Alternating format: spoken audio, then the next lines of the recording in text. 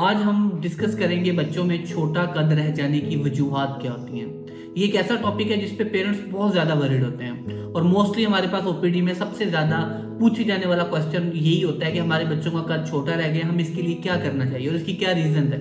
तो आज हम फाइंड आउट करेंगे कि ऐसी कौन सी रीज़न होती हैं जिसकी वजह से बच्चों के अंदर छोटा कद रह जाता है। इनमें सबसे पहले नंबर पर होता है जेनेटिक्स। अगर वालिदैन का कद कम है तो यकीनन उनके बच्चों के अंदर भी चांसेस होंगे कि उनका कद थोड़ा कम ही होगा।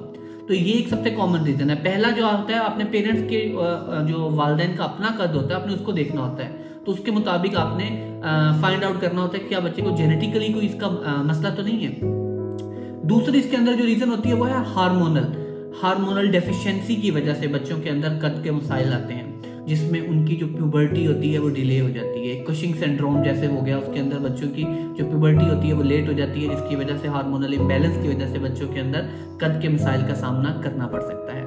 इसके अलावा जो तीसरा रीजन हो सकती है वो होती है बच्चों में माल न्यूट्रिशन। बच्चों के अंदर कुछ ऐसी चीजें या ऐसे विटामिन होते हैं जिनकी कमी की वजह से बच्चों के अंदर कद के मसाइल का उनको सामना करना पड़ता है। इसमें सबसे इंपॉर्टेंट बच्चों में कद को बढ़ाने के लिए विटामिन डी, इसीलिए आपको कहा जाता है कि डे 1 से अपने बच्चों में विटामिन डी का इस्तेमाल करें, क्योंकि वो वालिदैन जो अपने बच्चों में बाय बर्थ से विटामिन डी का इस्तेमाल नहीं करते, आगे वाली एज में जाकर उनके बच्चों को शॉर्ट स्टैचर का मतलब छोटे कद का मसाइल का सामना करना पड़ता है। तो आपके बच्चों में जो कद बढ़ाने वाले मल्टी विटामिन है उनमें सबसे ज्यादा जो इंपॉर्टेंस दी जाती है वो दी जाती है विटामिन डी को और उसके बाद जिंक को।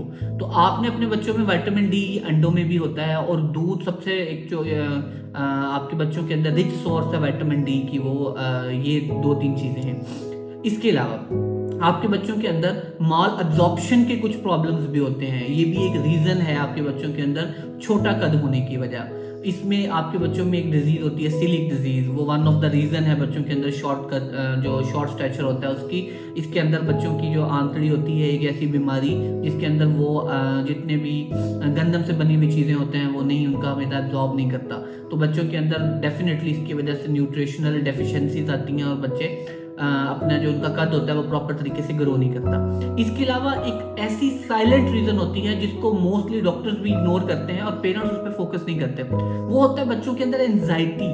और जो एंजाइटी का प्रॉब्लम बच्चों को जब हम बहुत ज़्यादा आप उनको उनके जो बिहेवियरल चेंजेस है उन पर फोकस नहीं करते।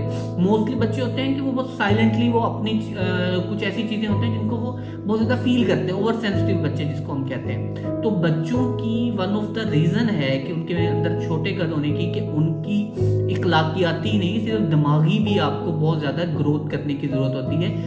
आपको थोड़ा सा पेरेंट्स अगर खुद इन चीज़ों पर फोकस करेंगे तो इससे बच्चों के अंदर बहुत हद तक जो छोटे कद के मसाइल होते हैं वो ठीक हो जाते हैं। तो अगर आपके बच्चों के अंदर छोटे कद के मसाइल हैं तो आप कोशिश करें कि अपने बच्चों में विटामिन डी का इस्तेमाल करवाएं और अपने करीबी जो आपका पीडियाट्रिशियन है उसके पास जाएं। वो यकीनन आपके बच्चे के वेट और एज के हिसाब से वो फाइंड आउट करेगा कि समटाइम ऐसा होता है कि हमें लग रहा होता है कि हमारे बच्चे का कद छोटा है लेकिन वो बच्चे का कद बिल्कुल ठीक होता है।